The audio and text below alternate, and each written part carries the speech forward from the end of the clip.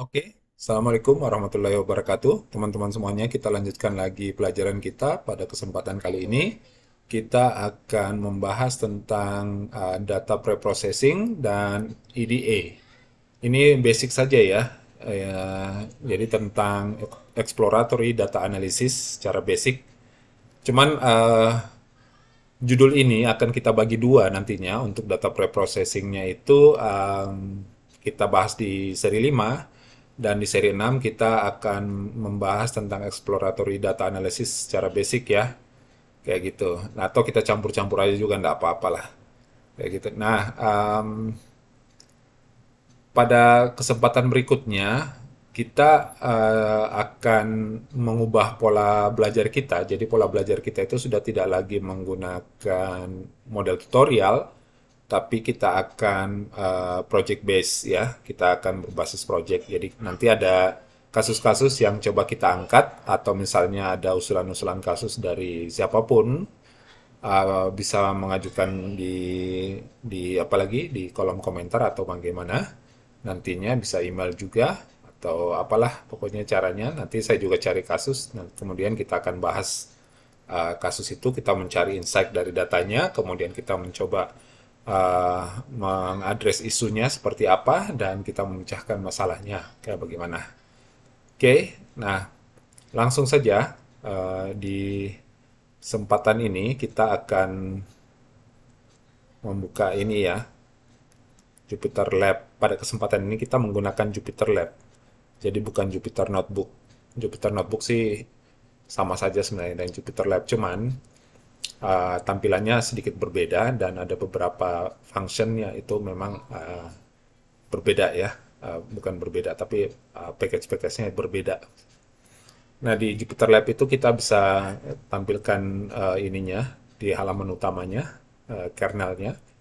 Ada juga konsol bisa di apa lagi dimuat di situ, dan hal-hal lainnya seperti terminal, text file, markdown file, kita bisa buat markdown file, kita bisa buat text file juga, Python file dan lain-lainnya. Oke. Nah, kita langsung saja kita buka data science, kemudian kita save sebagai ya, save notebook as, kita kasih nama 05 data science, tentang basic basic data processing dan EDA ya, bagian satu ya. Oke, kemudian kita save. Oke, sekarang kita sudah bisa mulai pelajarannya. Yang pertama itu kita kasih judul dulu, tahu balik ke markdown, kemudian kita kasih judul itu basic pre-processing dan EDA. Oke. Nah, sekarang kita import package.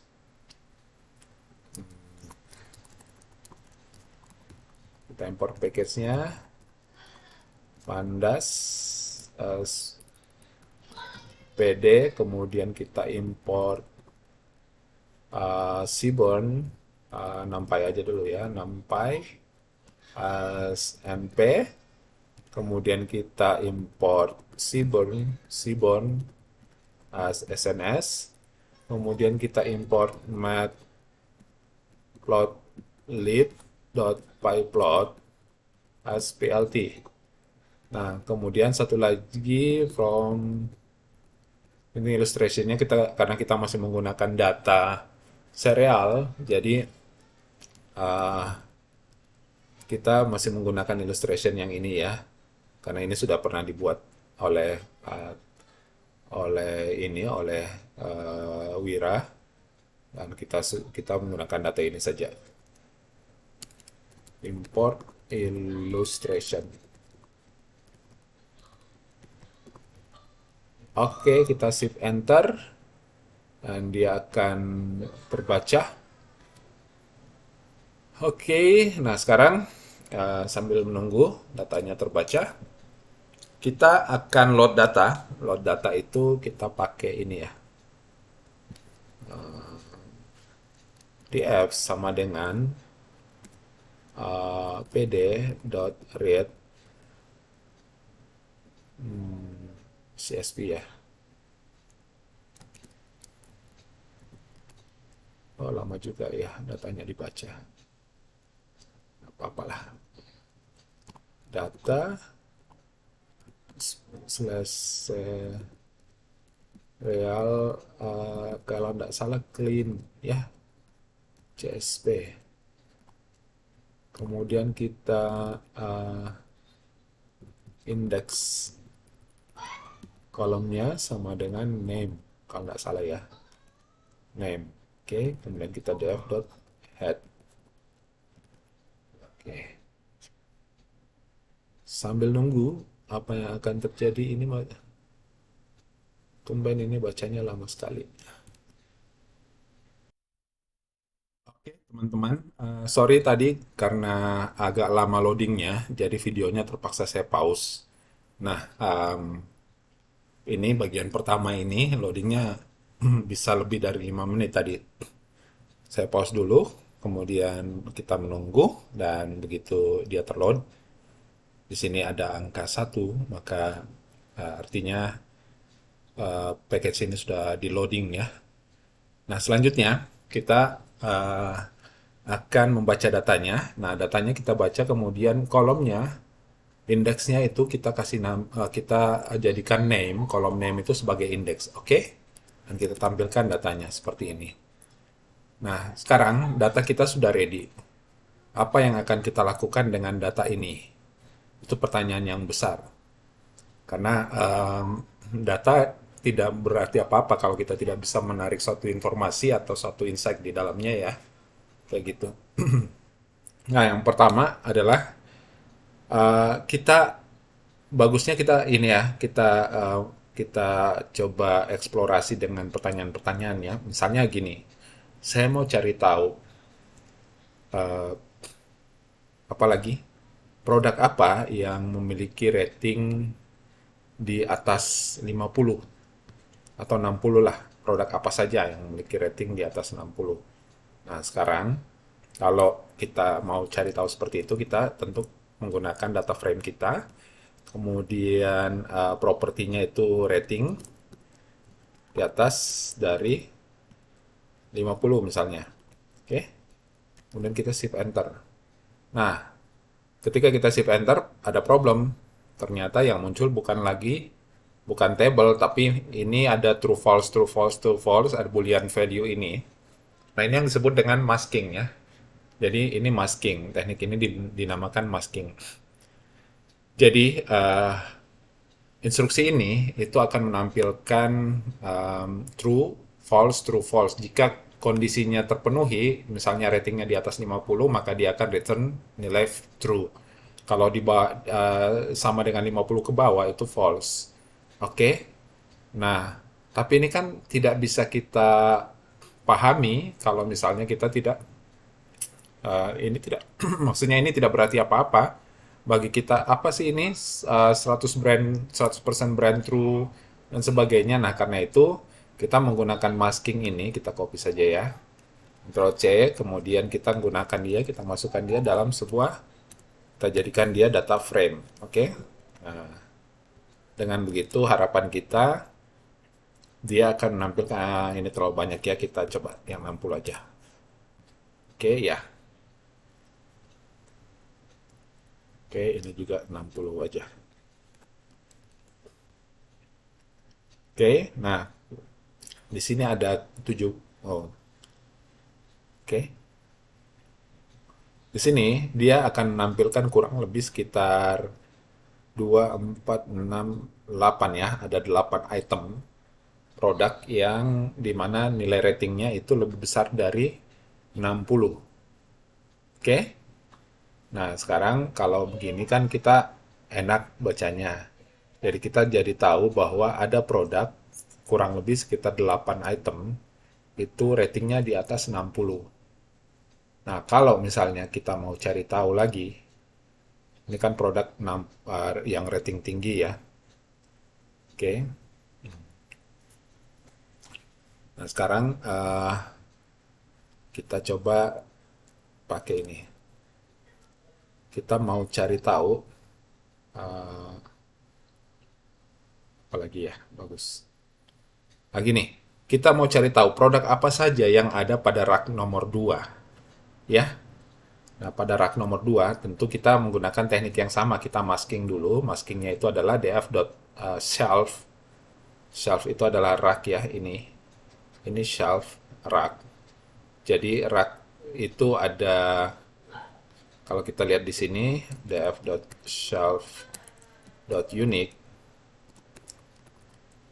itu nilainya itu ada sekitar ada 1, 2, dan 3 ya. Jadi ini unique value-nya. Oke. Nah, kita tidak akan menggunakan unique value ini. Kita mau self sama dengan 2 misalnya. Oke. Kalau misalnya itu, dia akan masking ya. Dia akan berikan kita masking seperti ini. Nah, untuk itu kita jadikan dia data frame supaya menampilkan tabel secara penuh. Nah, dengan begini kan tabelnya utuh ya. Ternyata ada, inilah adalah produk-produk yang memiliki shelf atau yang terletak pada rak nomor 2. Oke, nah sekarang produk ini, kalau misalnya kita pengen, ini kan ada tadi shelf-nya itu ada 1, 2, dan 3. Nah, kalau misalnya kita pengen cari tahu shelf yang ada pada shelf 1 dan shelf 3, itu kita bisa menggunakan instruksi ini ya. Ctrl C, df, df.shelf. Jadi shelf 1 dan shelf, atau ya kita pakai atau ya karena kita mau menampilkan kedua-duanya, shelf 1 dan shelf 3 ya. df.shelf sama dengan 3. Di sini df.shelf sama dengan 1. Oke. Nah, kita coba tampilkan yang ini ya. Oke. Nah, sekarang kita tampilkan produk dengan kita head aja di sini, head. Kita tampilkan produk yang ada pada shelf 1 dan shelf 3. Oke. Nah, ini kelihatan ada shelf 1 dan shelf 3. Oke. Jadi di sini tidak ada produk dengan shelf 2. Oke, hanya ada produk dengan shelf 1 yang ada pada shelf 1 dan shelf 3. Nah, cara lain sebenarnya kita bisa menggunakan instruksi yang lebih simpel. Kita komen saja itu, kemudian kita gunakan instruksi yang ini. Instruksinya itu simpelnya begini. Kita bisa kurung dulu, masukkan dia dalam kurung, kemudian kita negasi. Karena kan shelf-nya itu cuma 3, shelf 1, 2, dan 3. Jadi kalau kita sudah pilih shelf 2, kita negasi, sudah pasti di sini dia akan tampilkan yang bukan shelf 2, ya pasti shelf 1 dan shelf 3. Kemudian kita enter, shift enter. Nah, pada saat kita shift enter, itu nanti yang muncul adalah shelf 1 dan 3, sama dengan yang tadi. Oke? Nah, gitulah kurang lebih. Nah, dari sini kita bisa tahu bahwa produk-produk yang terletak pada shelf 1 dan shelf 3 adalah kurang lebih ini dengan brand yang sekian, dengan brand ini, dengan nilai protein sekian, dengan manufaktur dari mana, kayak gitu ya. Nah, sekarang misalnya Anda adalah seorang marketing ya, atau seorang product development ya. Misalnya ada seorang product development dan Anda Anda adalah product development. Nah, sekarang Anda misalnya diminta oleh bos Anda atau misalnya teman-teman Anda itu untuk mencari tahu data dari perusahaan eh,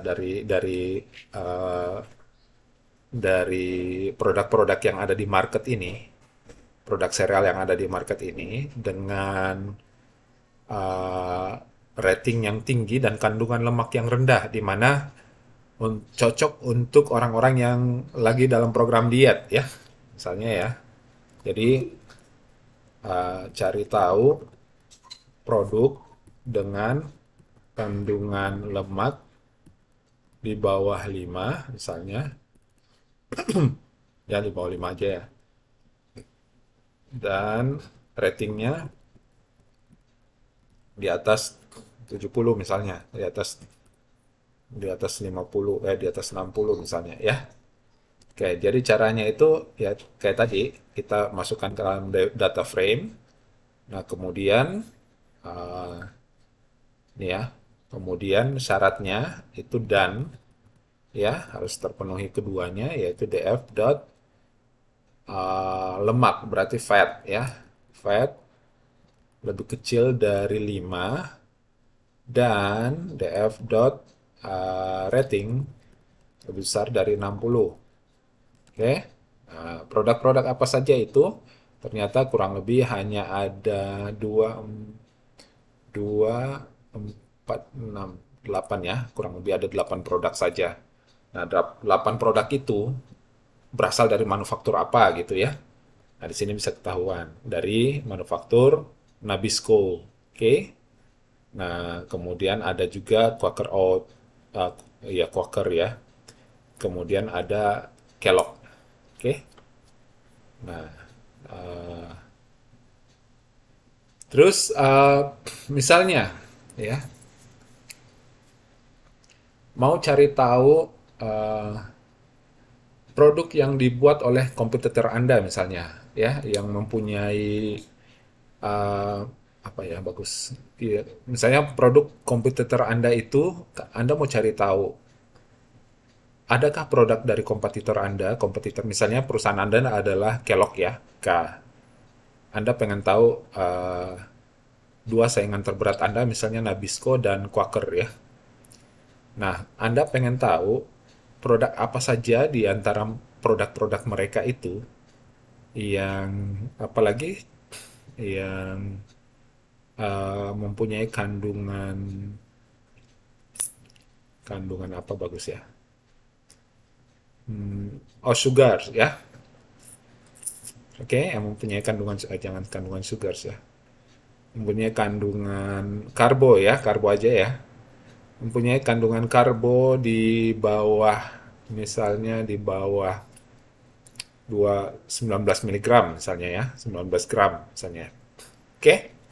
Nah, caranya itu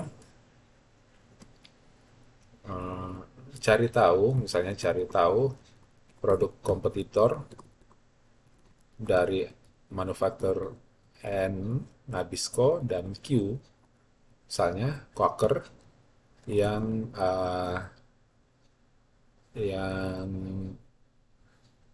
kalori lah ya, kalorinya di bawah 90, di bawah dari 90. Oke. Nah, caranya seperti ini. Kita bisa pakai DF, oke, pakai yang tadi dan syarat kedua, oke. Nah, syarat pertama itu adalah ini kompetitornya harus dari Nabisco dan Q. Quaker ya, misalnya berarti DF dot manufacture MFR-nya. Bisa ditulis begini, bisa juga ditulis dengan cara seperti ini, MFR. Oke, sama saja. Kemudian is in ya, kita pakai isin aja, isin yang mengandung N, mengandung N dan mengandung Q. Ah, Q. Oops. Mengandung N dan mengandung Q dan DF kalorinya lebih kecil dari 90. Apa saja itu? Ada something?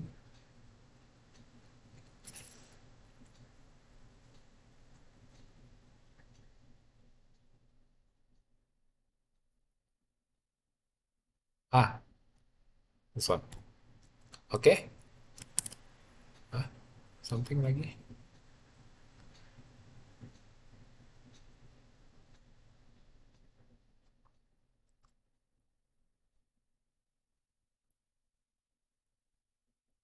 Ini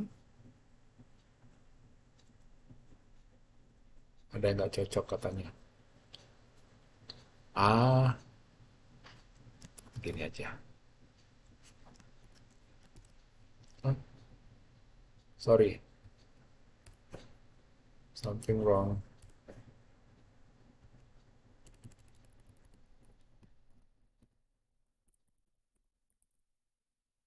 Is in dot df dot mfr is in and ya benar, koma q benar, kemudian dan df dot calories lebih kecil dari 90. Harusnya benar. Enggak, enggak butuh ini ya. Oke, kayaknya ini udah. Oke, ada satu kurung ya. Tadi ada satu tanda kurung yang tidak ada penutupnya, jadi kita buang saja. Oke.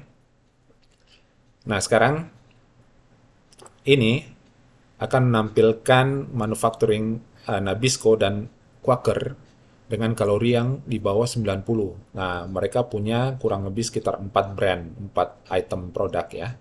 Ada 4 item produk yang masing-masing Nabisco punya 2 dan si Quaker punya 2. Oke, jadi kalian tahu bahwa spesifikasi dari Nabisco dan Quaker yang kalorinya itu di bawah 90 itu ini dan masing-masing ratingnya kurang lebih sekian. Oke, nah sekarang kita mau cari tahu dari ini sebenarnya nilai maksimumnya berapa sih untuk rating misalnya gitu ya. Rating tertinggi itu berapa misalnya ya. Nah, untuk dapatkan rating tertinggi ya gampang aja deh f dot rating dot max. Tuh. Jadi kita sudah dapat nilai tertinggi dari rating 93,70. Nah, pertanyaannya sekarang rating tertinggi ini berasal dari brand mana? Oke? Nah, untuk itu kita tidak sesimpel itu harus bisa langsung menggunakan ini ya. Jadi kita simpan dulu dalam satu satu variabel namanya max rate ya. Misalnya ya, max rate sama dengan uh, jadi tadi DF rating kita harus bisa menampilkan ini dalam bentuk tabel ya, bukan dalam bentuk apa lagi? Bukan dalam bentuk single value kayak gini ya. Ini kan single value. Nah, kita harus menampilkannya dalam bentuk data frame.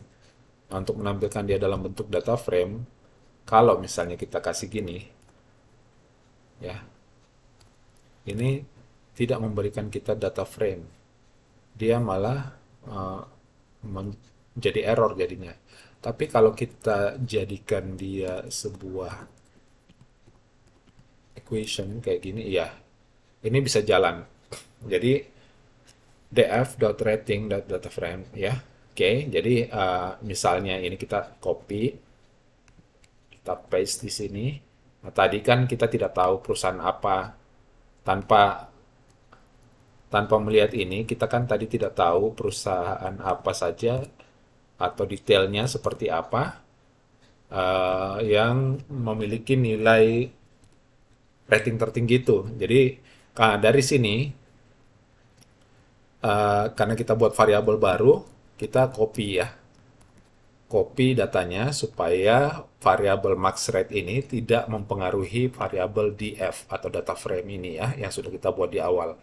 Jadi kita copy, kemudian di bawahnya kita deklarasikan max rate itu untuk mencari apa misalnya. Kita mau cari tahu dari poin tertinggi ini 93 itu punya siapa misalnya, manufakturnya siapa, MFR-nya. Itu adalah MFR-nya ya. Nah, MFR-nya itu ternyata adalah K atau Kellogg. Oke, punyanya Kellogg. Nah, dari situ kan kita sudah bisa bisa apa lagi?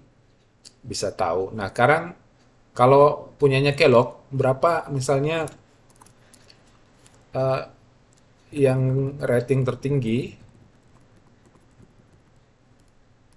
berapa kandungan kalori, protein, lemak, sodium, dan fibernya? Nah, ini pertanyaannya. Oke.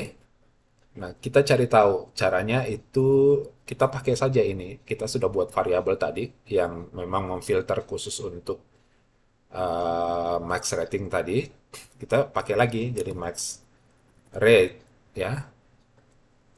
Max rate kali ini kita akan menggunakan instruksi filter ya. Filter, kita filter berdasarkan apa? Kita filter berdasarkan ini tadi, kolom-kolom ini tadi. Nah, karena dia dalam bentuk list, maka kita kasih kurung kotak. Kemudian kita kaloris, kemudian protein, kemudian fat, lemaknya, kemudian sodium, ya, sodium, kemudian terakhir adalah fiber. Oke. Oke. Nah, dari sini kita bisa tampilkan datanya bahwa untuk rating tertinggi itu kandungan untuk produk dengan rating tertinggi itu namanya adalah all brand with extra fiber. Jadi kalorinya itu 50, proteinnya adalah 4, fatnya 0, tidak mengandung lemak sama sekali, kemudian sodiumnya ada 140 dan fibernya sekitar 14 gram. Oke. Nah, bisa juga sebenarnya selain nilai max, kita juga bisa menggunakan mencari nilai minimumnya. Misalnya contoh ya, kita cari apa ya? Misalnya DF. Hmm, Oke, kita mau cari tahu jumlah kalori terkecil ya. DF misalnya jumlah kalori terkecil untuk produk dengan rating di atas dari 70, 70, 60 misalnya ya. Nah, kita cari tahunya begini. Kalori terkecil berarti dan ya. Dan ratingnya di atas 60. Berarti rating itu DF dot rating di atas 60. Oke. Sekarang ini DF kaloris sama dengan DF dot kaloris min ya. Oke. Nah, kita dapat bahwa produk-produk yang jumlah ini ya. Produk-produk yang jumlah hmm, kalorinya yang terkecil ya, kalori yang terkecil, produk dengan jumlah kalori terkecil yang ratingnya itu di atas 60 itu adalah ini ya, ada 3 brand, ada 3 item ya. Nah, dari situ kita bisa mungkin ya kalau misalnya Anda adalah seorang konsultan gizi atau misalnya Anda adalah seorang food consultant atau misalnya Anda adalah seorang marketing atau product developer kayak gitu kan. Nah, kalian bisa menggunakan teknik-teknik ini untuk mencari tahu atau mendapatkan insight dari data yang ada sehingga data itu berbicara. Uh, Kita bisa tahu apa-apa saja yang bisa kita ekstrak, informasi apa saja yang bisa kita ekstrak dari data itu. Nah, selanjutnya pada pertemuan berikutnya, karena ini waktunya sudah sangat panjang, kita potong saja sampai di sini. Pada pertemuan berikutnya, kita akan membahas tentang masih exploratory data analysis yang basic ya, ini masih basic semua, kayak gitu. Nah, kita akan membahas tentang group by, kemudian apa ya, maksudnya group by ini masih bisa dibahas. Kemudian apa nih? Ya, kita sedikit akan membahas tentang tentang menyajikan data dalam bentuk grafik ya. Oke, nah dengan begitu sebenarnya kita akan menggunakan Seaborn Matplotlib ya. Ini sudah bisa terpakai jadinya selain dari Pandasnya dan nampainya. Oke, kita akan menggunakan itu pada pertemuan berikutnya. Ya, saya pikir untuk pertemuan kali ini sampai di sini saja dulu. Kita lanjut lagi pada pertemuan berikutnya di kesempatan berikutnya. Terima kasih. Assalamualaikum warahmatullahi wabarakatuh.